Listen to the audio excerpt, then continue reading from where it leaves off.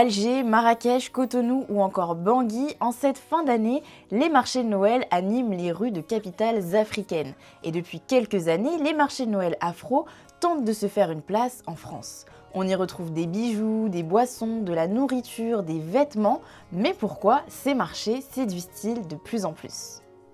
À Paris et en Île-de-France, ils reviennent chaque année pour quelques jours, un événement convivial qui a pour vocation d'offrir un espace de rencontre aux artisans africains et caribéens. Depuis 2017, donc on met en valeur, les cultures autour de la mode, de la beauté, de la déco, de l'édition et de la restauration afro-caribéenne.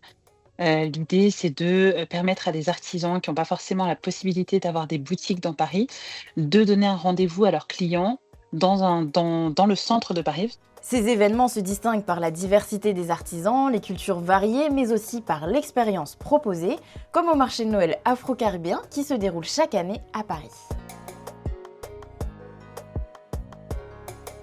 Marché de Noël afro-caribéen, marché de Noël Ubuntu ou encore marché de Noël africain, ces événements ont un point commun, mettre en avant l'Afrique et les Caraïbes, notamment via l'artisanat et la découverte. Sur place, on retrouve souvent des produits et créations de différents pays, un moyen pour les visiteurs de dénicher des cadeaux originaux et authentiques.